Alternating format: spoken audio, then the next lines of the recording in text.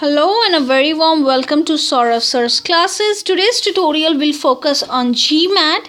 We will actually focus on the quantitative segment of this particular paper. So let's get started with the tutorial. So let me brief you a little bit what we are going to do in today's tutorial. Here we will have a question given to us and there will be two statements that will be set that is related to this particular question. Now we have to analyze the question very well and we need to see whether any of the two statement, the condition mentioned is sufficient or not given this particular question. If it is, then we will consider it to be sufficient, otherwise not. And we have to also see that individually if they are not sufficient, together are they sufficient or not, etc. So, given this, we can have 5 different combinations that has been marked as A, B, C, D, E. So, after the analysis, we have to pick any one out of the 5 options. So, this is what we are going to do. So, having said that, we will start the tutorial with question number 33. So, the question says 8 skykers raced down a course multiple times in one day and each skyker used a different pairs of skies on each run. We need to comment the total number of different skies used by the 8 skiers during the day. Now, let us see the first statement. No skyer shared any skies with any other skyer. So let us scrutinize this statement first. So alone this particular statement is insufficient because it does not say how many times each skier raced the course. Okay. Now let us move on to the second statement. The second statement say each skier made exactly 12 runs during the day. Okay. That means this particular statement alone is termed as insufficient. Now the reason behind this is this, because it does not exclude the possibility of sharing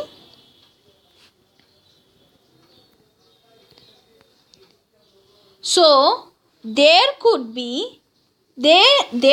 have been 12 pairs of skies shared among the 8 skiers, or there could have been a total of 12 into 8, which gives us 96 skies, or any number in between. We don't know. Now, if the statements are combined, we see that the number has to be equal to 12 into 8, that is 96. That means both the statement alone are insufficient, but together they become sufficient. So, we have to pick option number C, which is the correct answer to this particular question. Moving on, next we move on to question number 34. Now the question, let us read the question first. The question says the symbol this represents one of the following operation: addition, subtraction, multiplication, division. So after this, we need to find what is the value of this, then the operation, and then we have 4. So let us we will be scrutinizing the two statements. So this is the first one. So this first alone is insufficient. Question is why? Just because the statement could be true if the symbol actually represents either subtraction or division. Okay. Now we move on to statement number 2. Now this statement alone itself is insufficient just because the statement could be true if the symbol represents multiplication, division, or addition. I'm just writing the add sign. So if the two statements are combined, then the only common operation here is, here also we have division, here also we have division. So the answer is 7 by 4. Okay. So we can say individually they are insufficient, but together they are sufficient.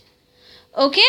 So that means we have to choose this particular option, which has been marked as option number C. Let us now move on to the next question.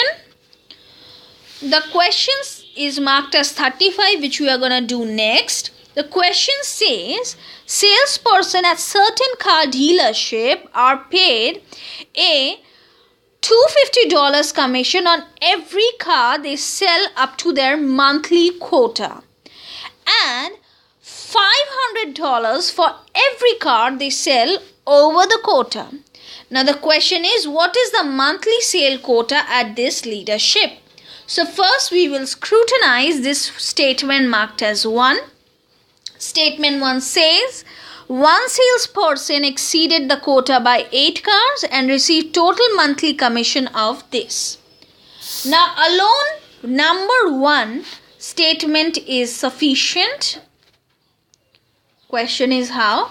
Because we know that the 8 cars over the quota will actually receive a total of $4,000 in extra commission. 8 into $500. So divide the remaining money by $250 per car to determine the quota. That actually becomes 3500 by 250. So it becomes 14 cars. Let us now move on to statement number 2. It says, one salesperson achieved only half of quota. He received a commission of this and a warning that he will be fired unless he meets the next month's quota. So let's scrutinize this statement it also. Now this particular statement alone is sufficient. How? Because $1750 at $250 per car means that he has actually sold or cracked a sales of 7 cars. And if 7 is half of the quota, then the quota is actually 14. So what we see is that given, so just a sec, each statement alone is sufficient. That means we have to pick option number D from the set of 5 options. Let us move on to the next question. The next question is marked as 36. There is some relation given, variable used are A and B, and we have provided with 2 statements. So let us analyze the first statement. Now 1 alone is sufficient. Let me tell you how. It actually states that the absolute value of B is actually greater than the absolute value of A, which actually means that A minus B by B plus A is a negative number regardless of whether A and B are both positive actually, comma both negative, or a mix of positive and negative. What you can do, you can plug in numbers to verify this. Now since this particular term is a negative number, the answer to this question has to be Yes. Now we move on to this particular part which says a minus b is greater than 1. Now this particular statement alone is insufficient.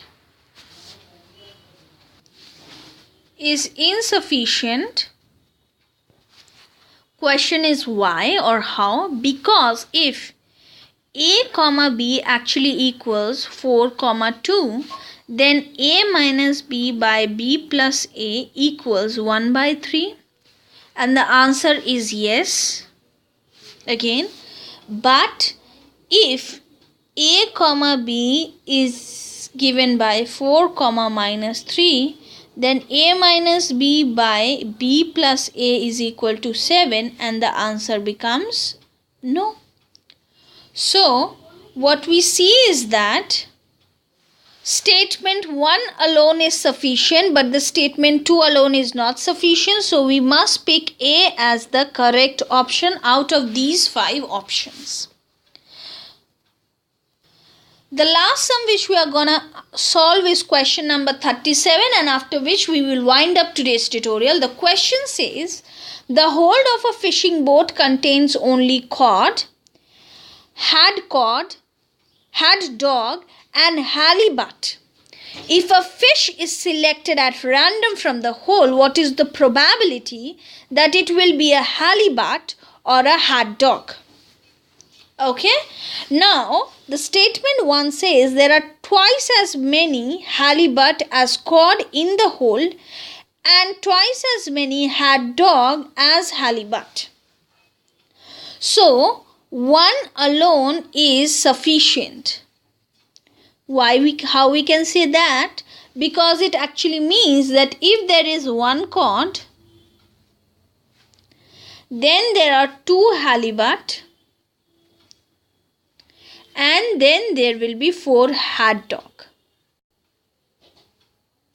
So halibut and had dogs account for 6 by 7 of the fish in the hold, giving itself a probability of 6 by 7 of selecting one of these fishes. Let us move on to the statement number 2. It says cod account for 1 by 7th of the fish by number in the hold. Now the statement 2 alone is sufficient because the probability of selecting a cod is the inverse of the probability of selecting one of the other 2 fish, which is nothing but 6 by 7. So what we see is that each statement, that means 1 and 2 individually alone are sufficient. That means D should be picked out of the given 5 options. So I hope this short tutorial on the quantitative segment of GMAT was helpful. In case you have any query or doubt, you are free to call us or WhatsApp us on this number. We are always there to help you. If you have any doubts or if you want us to make tutorials with regard to any specific topic, you can comment on the comment section down below. And thank you so much for watching.